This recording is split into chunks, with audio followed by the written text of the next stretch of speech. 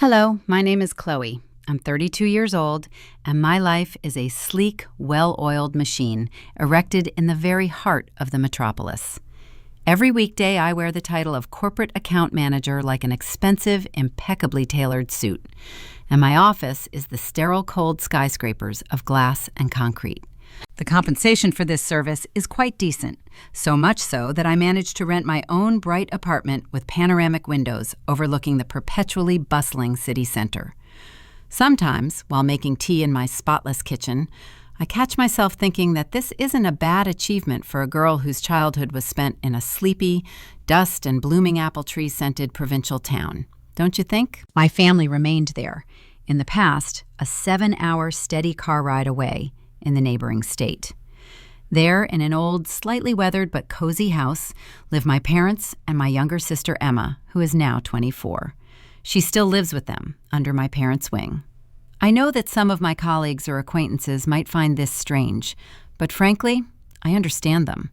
Rent these days is insane, and the burden on young people is overwhelming. I don't visit them as often as I probably should. My life is an endless stream of meetings, reports, and deadlines. Staying in touch is much easier through short, routine phone calls and sparse text messages. Besides, 7 hours is a long, tiring drive. And although I certainly know how to fly, I have a deep-seated, heart-stopping fear of air travel. That metal tube hurtling through the void has always seemed unnatural to me. If I have the option to travel somewhere by land, I choose that path. So, last month, right in the middle of a workday, my mom unexpectedly called. "Chloe, dear," her voice, even through digital static, sounded soft and excited. "In 4 weeks, your father will turn 60. She paused, letting that number sink into my consciousness. "We're planning something truly special for him. 60 years. Damn, where does the time go?" I remembered with startling clarity how, as a child, I considered my parents almost ancient. And now my father, always so strong and tireless, had reached this venerable milestone. Wonderful. "Mom, what exactly are you guys planning?" I asked cautiously. "Well, we want to throw him a party right here, at home. You know your father," she sighed. "He can't stand those posh, expensive restaurants and all the ceremonies. He prefers coziness, comfort, and his own walls." That was so like him. If we let him, that stubborn and simple man would probably wear his faded eternal jeans and a checkered flannel shirt even to his own funeral. Immediately a plan began to form in my head, and I started thinking about what to get him for such an anniversary. My father always had a weakness for good cigars. It wasn't some crazy addiction, no, but he genuinely loved smoking a single, truly high-quality cigar on special, significant occasions. The decision came instantly. That same day, I went to the most expensive tobacco boutique hidden in a quiet, cobblestone-paved alley, and after a brief search, I found exactly what I was looking for, an absolutely stunning cigar box. It was handmade from polished, dark mahogany with elegant brass corners and a velvety, delicate felt lining inside, smelling of expensive leather and tobacco. The item cost a pretty penny, but I didn't doubt my choice for a second. My dad deserved something truly special. A few days later, Mom called again. "Chloe, I've been thinking about that party," she began, and I detected familiar notes of anxiety in her voice. "I really don't want to spend a whole day, or even more, on endless cooking and the subsequent cleanup. You know perfectly well how it turns into a hellish kitchen for me, an unimaginable stress." Yes, I knew. Her perfectionism in household matters always led to nervous exhaustion. "Of course, Mom. What do you want to do instead?" "I thought we could just order everything we need from that lovely Italian restaurant in the center of our town. They're currently offering catering services, but—" She hesitated. "By preliminary estimates, it will cost about $1,800 for everything." There it was. The hint, as always, wasn't particularly subtle, but Mom always operated this way. She never asked for money directly, preferring to elegantly outline a problem with a surface-level solution. "Don't worry about a thing, Mom," I replied easily, feeling a strange mix of pride and mild annoyance. "I'll transfer the amount to you today." That same evening, without delay, I made the electronic transfer for the specified sum. Mom called back about an hour later. "Chloe, you are such a wonderful, such a responsible daughter." Her voice rang with sincere gratitude. "Thank you so much. So, the party is set for Saturday the 15th. You can definitely make it, right?" "Absolutely," I assured her, already mentally scanning my work calendar. "I will definitely clear my entire schedule for it." And that's exactly what I did that evening. For the next 3 weeks, I immersed myself in work with fanatical determination, arranging my affairs with the impeccable precision of a Swiss mechanism. I personally ensured every bill was paid, and all my clients, like expensive but somewhat burdensome accessories, were securely placed and satisfied. I even, reluctantly, rescheduled a couple of strategically important meetings to the following week to gift myself and my family a whole work-free long weekend. 2 days before the planned departure, overcoming a slight, almost childish uncertainty, I wrote my mom a short message. "Hi, Mom. Confirming everything is on for Saturday. Should I arrive around noon?" Her reply was instant and cloudless. "Yes, that's perfect. We're so excited to see you. Dad's been asking about you all week. See you Saturday." I put my phone down with a feeling of deep, warm satisfaction. Really good. I had the perfect, meticulously thought-out gift. The party was paid for and organized, and I could finally afford the luxury of spending time with my family. The realization of how much time had passed since our last meeting caused a sharp, sweetly aching pain in my chest. On Friday evening, I packed my travel bag with particular care, checked the oil and gas levels in my car, preparing it for the long journey, and set my alarm for 6 in the morning.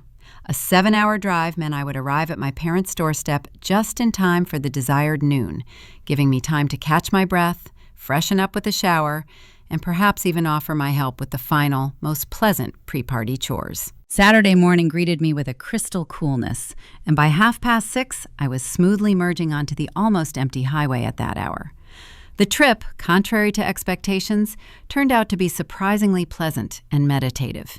As I moved away from the city, the traffic became sparser, and the weather perfectly clear and calm. I immersed myself in the atmosphere of my playlist, allowed myself 2 leisurely stops for strong, invigorating coffee, and enjoyed the feeling of anticipation. Approaching the neighborhoods familiar from childhood, I began to feel that vague, warm feeling that appears when you're almost home, when every turn, every silhouette of a tree on the horizon resonates deep in your memory. Do you know that poignant sensation when the streets and landmarks of the past gradually take shape, as if developing on an old photograph? But when I finally turned onto their street and pulled up to the house, something inside me snapped sharply. I froze in the car, hesitant to turn off the engine, and just stared at the familiar facade. Something was wrong. Something fundamentally didn't match the image in my head. The yard looked different. Too tidy, almost sterile, and something was off about the porch. Its familiar contours had changed. Maybe Dad finally got around to landscaping, flashed a hopeful but already anxious thought.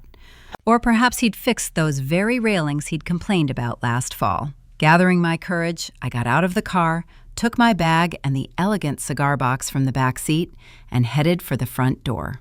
Pressing the doorbell, I heard not the familiar rattle, but a foreign, melodic, high-pitched chime. Strange. After a few seconds that felt like an eternity, the door opened and a complete stranger stood on the threshold. It was an elderly man, around 70, with graying hair and large glasses. He looked at me with the same bewilderment that was probably frozen on my face. "Can I help you?" he asked politely but warily. Hi." My voice sounded uncertain. "I'm looking for my parents. This is their house. I'm Chloe." The man's expression changed from confused to concerned and sympathetic. "I'm sorry, young lady, but there seems to be some mistake. I bought this house 2 weeks ago. I don't know anything about your parents or where they might have gone." I just stood there, feeling like a complete idiot, and looked at this old man who inhabited the space of my entire past life with such calm. My brain refused to process what I'd heard. The words bounced off my consciousness like peas off a wall. I'm sorry, what did you say? I asked, although I had heard every word perfectly. I bought this house 2 weeks ago from an elderly couple. There was a young woman with them, very nice people. They seemed to be in quite a hurry to sell. My hands started to shake. The mahogany gift suddenly became unbearably heavy. They didn't say where they were moving? No, I'm afraid not. The realtor handled most of the paperwork. I just signed the papers and moved in. Are you all right? You look a bit pale, came the voice of the new homeowner from somewhere nearby, but I could no longer distinguish the words clearly. I couldn't find anything to say to him, only muttered something incoherent like, "Thank you," a gratitude both absurd and misplaced, and on wobbly legs trudged back to my car.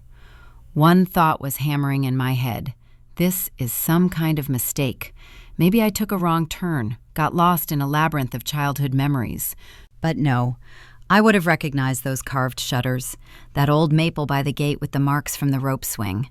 This was it, the house of my childhood, known down to the smallest crack in the foundation. I collapsed into the driver's seat, and my trembling, disobedient fingers pulled out my phone. Mom's number was at the top of the recent calls list. I pressed it, and holding my breath, listened as, after the rings, it clicked, and the voicemail recording started. "What the hell?" I exclaimed loudly, almost a shout into the oppressive silence of the car. I dialed my father's number. Voicemail again. Then Emma's number. The same soul-chilling automated message. I started calling my mom over and over with manic persistence, and by the 10th call, a freezing wave of panic washed over me. My heart was pounding so wildly I felt lightheaded, afraid I might pass out. What if something terrible had happened to them? What if they were in trouble and I was here safe, a 7-hour drive from the nightmare? On the 11th attempt, Mom finally picked up. "Chloe, why do you keep calling?" Her voice sounded strangely matter-of-fact, with a hint of mild, almost mundane irritation, as if I'd interrupted her while she was washing dishes. "Mom, what the hell is going on?" My own voice cracked into a shrill falsetto. "I'm at our house and there's some strange old man here who claims he bought it from you 2 weeks ago. Where are you?" A long, drawn-out pause followed, heavy with all the unspoken truth. "Oh," she finally squeezed out. "Yes, we sold the house." "What?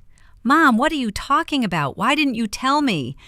"Well, it all happened very quickly, dear." Her voice suddenly became animated, ringing with feigned delight. "Your sister Emma met this wonderful man from Europe online. He's madly in love with her and invited all of us to move in with him. He has a gorgeous villa and his own vineyard. It's a dream come true." It felt like a punch to the solar plexus, sharp and breathless. Europe. "Mom, what about Dad's birthday? What about the catering I paid for?" "Oh, we're celebrating your father's birthday right there at the villa today," she interrupted me. "It's 1,000 times better than anything we could have done in the old house." I physically couldn't breathe. This didn't make any sense. "Mom, are you out of your mind? You can't just sell the house and move to another country without even telling me. I've been driving for 7 hours. "Chloe, you need to calm down. Everything is wonderful here. We are happy, truly happy. And to be honest," she paused, and her next words pierced my heart like a honed blade. "You would just have gotten in the way and tried to give us advice on everything, like you always do." "Like I always? Mom, I've only ever supported you." "Listen, I have to go. Guests are arriving for the party soon. And Chloe, don't try to find us, okay? We're starting a new life." And she hung up. I sat there, looking at the phone as if it were a defused bomb that had still exploded in my hands. And then, through the shock and disbelief, another memory surfaced, long buried under layers of daily concerns. The house. The mortgage. 4 years ago, Mom and Dad had called me in tears, their voices trembling with despair.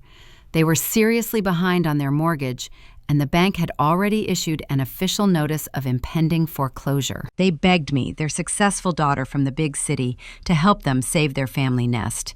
"It's temporary," my dad had assured me then, and I could hear him holding back sobs. "We'll pay you back every cent as soon as things get better." And I agreed.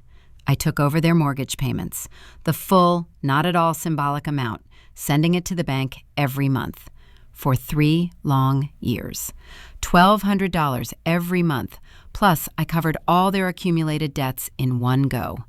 In total, I had poured about $60,000 into saving this house, this very house from which a stranger was now looking at me. Another detail surfaced in my memory, crystal clear, and therefore even more bitter.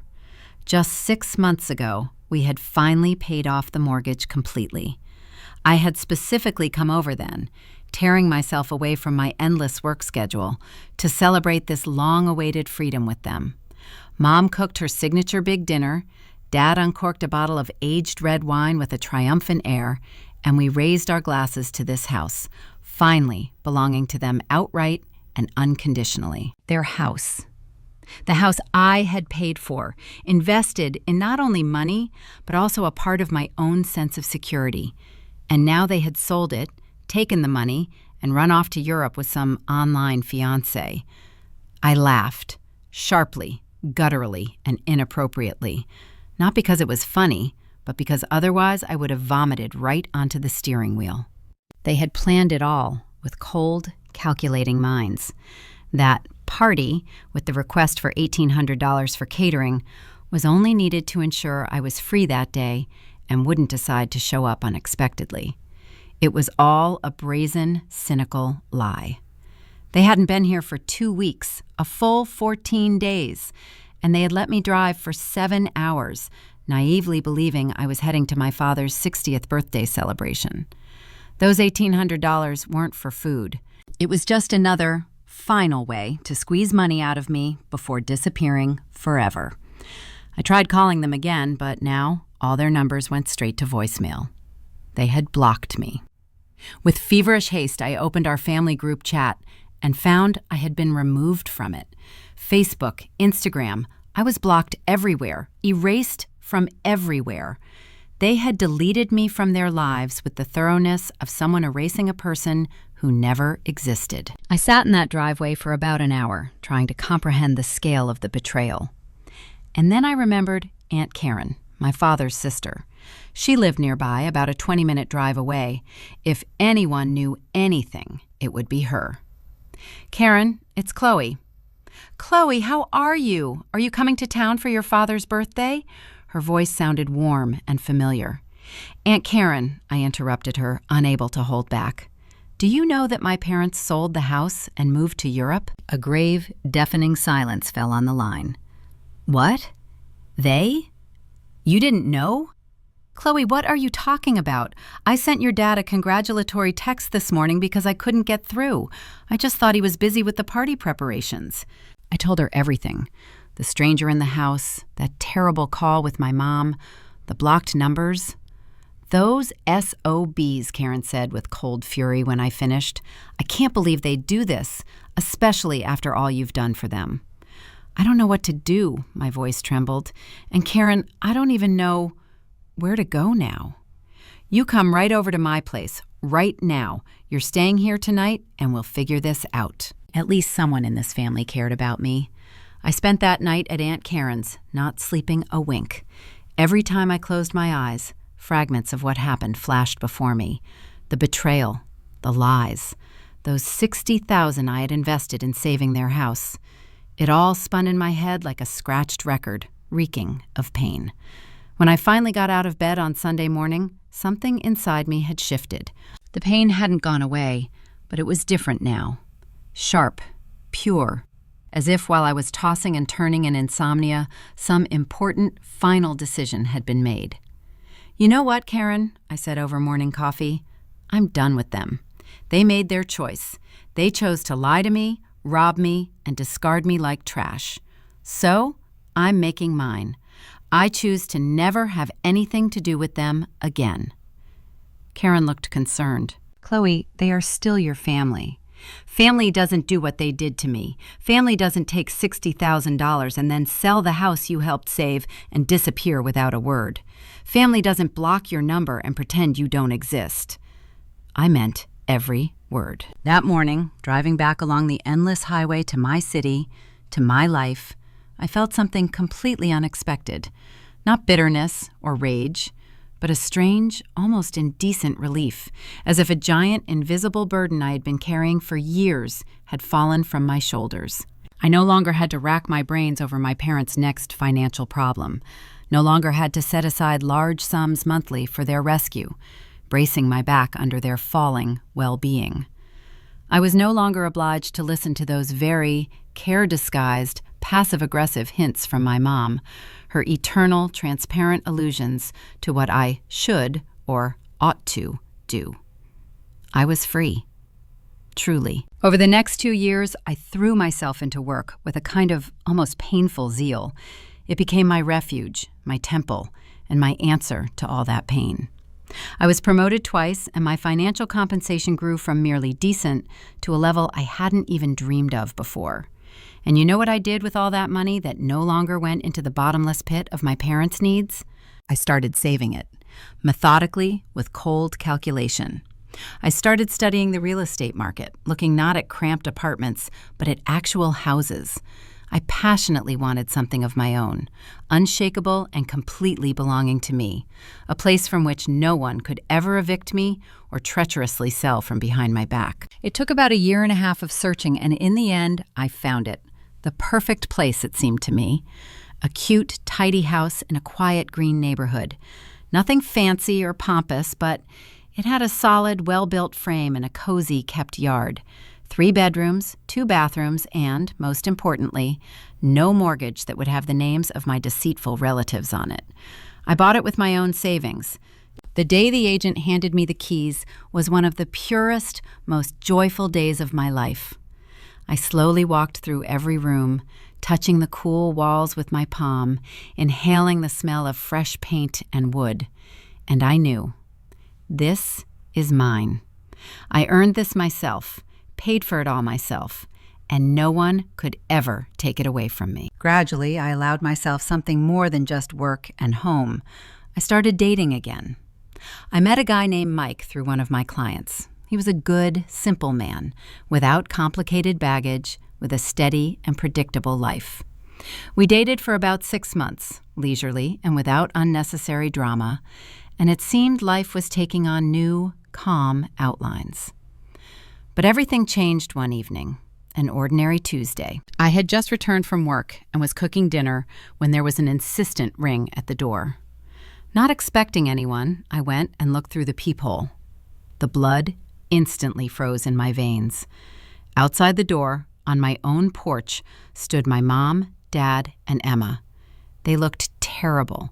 Their clothes were rumpled, their faces haggard and aged, and at their feet were shabby, cheap suitcases. I stood there for an eternity, just staring through the distorting glass. A part of me desperately wanted to pretend I wasn't home, to retreat into the depths of the house and hide in the dark. But they, of course, had seen my car in the driveway. Finally, letting out a strained exhale, I turned the key and opened the door a crack, leaving the sturdy security chain on. "How did you find my address?" My voice sounded cold and flat through the gap between the door and the frame. "We asked around," my mom replied, her voice sounding weak and broken. She looked older and thinner. "Friends, relatives, people talk, you know." "What do you want?" was my next question, devoid of any sympathy. Without any warning, my mom suddenly, with unexpected force, yanked the door towards herself.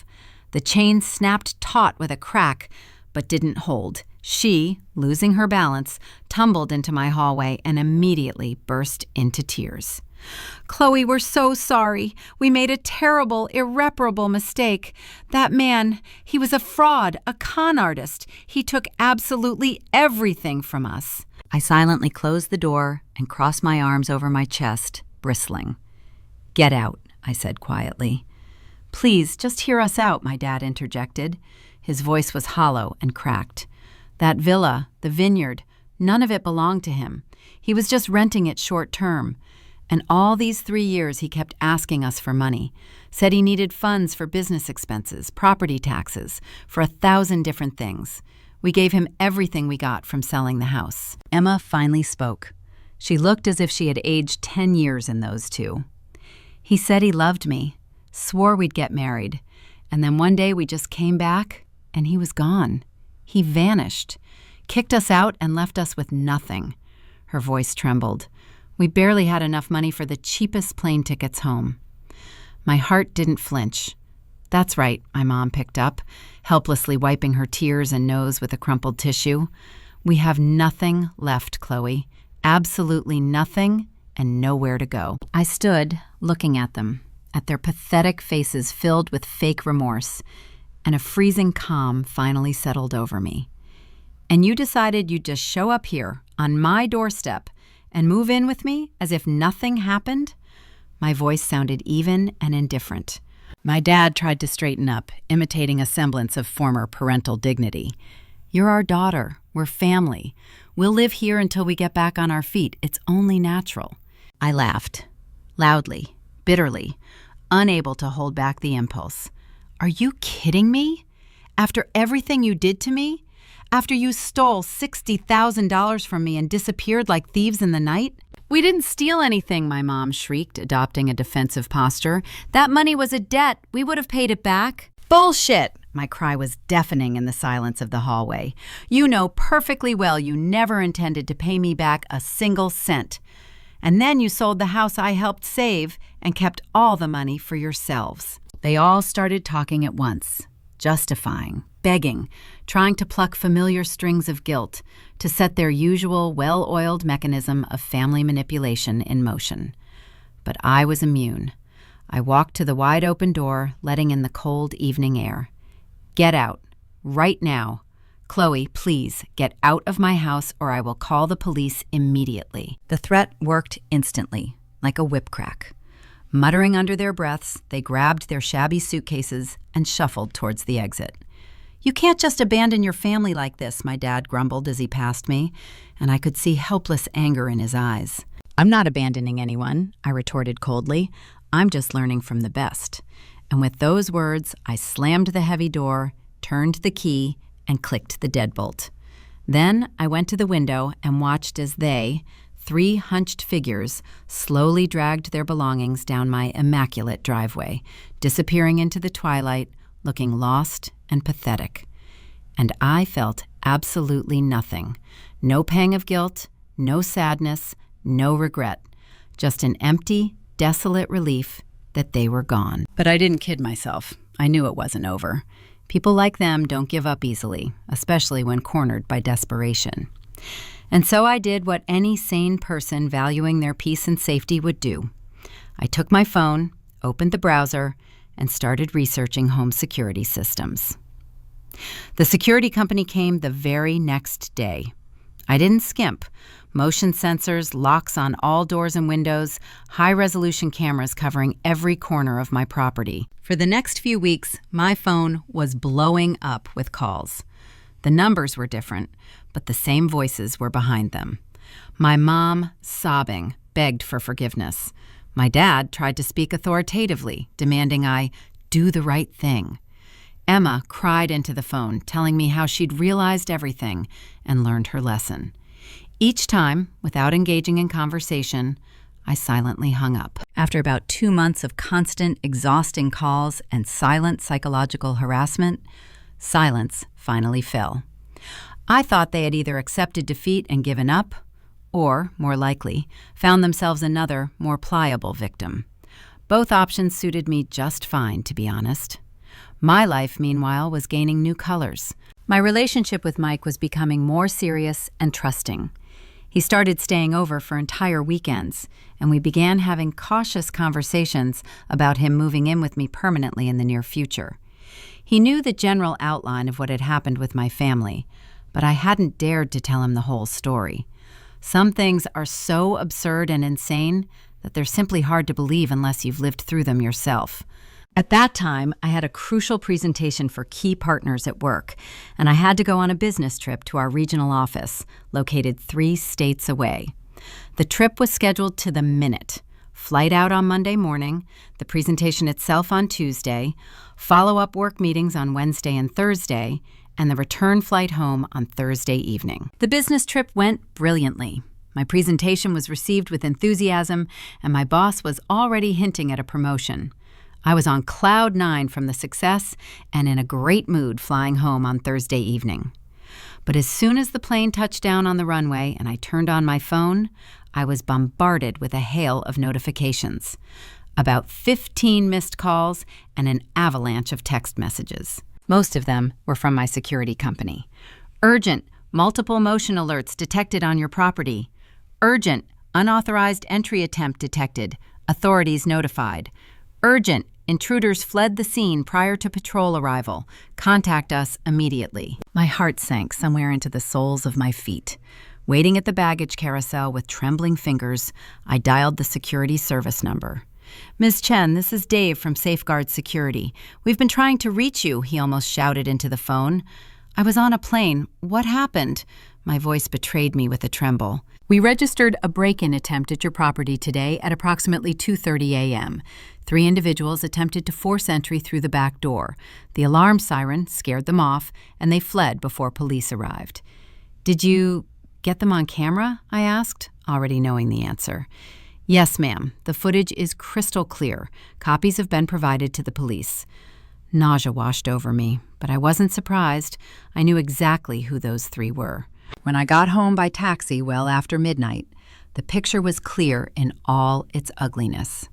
Around the back door were fresh, jagged marks of forced entry, deep scratches on the armored lock, chips and dents on the door frame where they had tried to pry it open with a crowbar. If I hadn't had that system, they would surely have succeeded. The next morning, I called the local officer to get a copy of the report. Officer Martinez met me at the house and silently handed me his tablet with the recording. "Here they are, clear as day," he said. On the screen, in the eerie night vision lighting of the cameras, my mom, Dad, and Emma were sneaking across my yard at 2:30 in the morning like common burglars. My mom was methodically shining a flashlight while my dad worked diligently with some kind of pry bar. Emma was nervously staring into the darkness, acting as a lookout. "Do you know these people?" Officer Martinez asked, watching my reaction closely. "Unfortunately, yes, officer. These are my parents and my sister." His eyebrows shot up in astonishment. "Your own family tried to break into your house?" "It's a very long and ugly story," I sighed heavily. "But yes, and I want to press formal charges." Before Officer Martinez could respond, my phone rang deafeningly, shattering the tense silence, and the screen showed an unfamiliar number, which, however, by its impersonal area code, seemed to exude a sinister foreboding. And, putting the receiver to my ear, I immediately heard my mother's choked, pleading voice. "Chloe, I beg you, don't hang up. Just listen to me, please." At that same moment, Officer Martinez gestured expressively, almost theatrically, for me to continue the conversation, while he himself hurriedly began noting everything down in his notepad. "What do you want this time, Mom?" My own voice sounded surprisingly cold and detached, as if I were talking to a pesky telemarketer. "I know you're angry about last night's incident, but believe me, we were in complete, absolute despair. We've been having to sleep in an old, broken-down car for weeks. The nights are getting colder, and we desperately, just insanely needed somewhere to take shelter. You needed to break into my house, into my personal, legally protected space, acting like genuine, hardened criminals." I cut her off mercilessly, not letting her finish. "But we're not criminals, Chloe. We're your family, your flesh and blood," she shrieked in response, and her voice rang with familiar, fake notes. "Criminals are those who break into other people's homes with a crowbar in the dead of night, and that's exactly what you did, and I have it all on video, with perfect clarity." A long, heavy pause followed, in which all the bitterness of our severed kinship seemed to hang. You simply can't give that recording to the police. We could end up in jail, don't you understand?" Her voice trembled with genuine animal fear. "You know, Mom, I'm actually looking at a police officer right now. He's already reviewed all the video materials, and we are proceeding with formal charges," I said, watching with satisfaction as her breath caught on the other end of the line. She started crying again, but this time her tears evoked not a shred of compassion in me. "Chloe, you can't be so heartless to us. We're your parents. We gave you life. You stopped being my parents the moment you deceitfully stole a large sum of money from me and vanished without a trace. Now you are just 3 strangers who attempted to commit a serious crime on my private property. We'll leave you alone. We promise we'll never bother you again. Just please don't press those terrible charges," she wailed. But it was too late for any deals. "You should have thought about the consequences before deciding to play burglars. So goodbye, Mom." I hung up and met Officer Martinez's gaze. "I also want to file a full restraining order against them," I stated firmly, and he, nodding in approval, replied, "I think that's a very prudent and far-sighted decision." The restraining order was approved by the court in record time, less than a week, and according to it, they were required to maintain a minimum distance of 500 feet from me and my property, and any contact, direct or indirect, was punishable by immediate arrest. 2 long and peaceful years have passed since then. Mike and I are now officially engaged and happily planning our modest but heartfelt wedding for next spring. Our careers are steadily thriving, and we've even started thinking about getting a big, affectionate dog. Honestly, I have absolutely no idea what ultimately happened to my so-called parents and Emma after the charges were filed.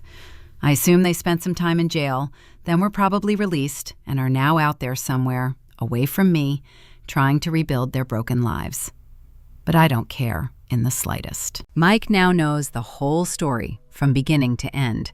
And although at first he couldn't believe that family members were capable of such monstrous acts, the police reports and crystal-clear surveillance footage left him no room for doubt. He now often says he's immensely proud of me for the strength I showed in standing up for myself and not allowing them to manipulate me. I still use the same security company, not because I still fear their sudden appearance, but simply because it's nice to know there's such reliable protection, giving me an incomparable feeling of safety and complete control over my personal space. Sometimes people ask me if I miss my family and if I've ever wanted to contact them again. But my answer has always been and remains consistently negative. Because you can't miss people who never truly existed for you as a loving family. And you can't rebuild a relationship with those who saw you only as a source of profit and an object for exploitation. Today I live the best, most harmonious version of my life. I have the home I always dreamed of, a brilliant, promising career, a man who genuinely respects me, and a future that belongs entirely to me and depends solely on my decisions. No endless drama, no sophisticated manipulations, no attempts to induce guilt, and of course, no unexpected nighttime visits from thieves hiding behind family ties. Perhaps some might consider me cold and heartless for cutting all ties with them so completely.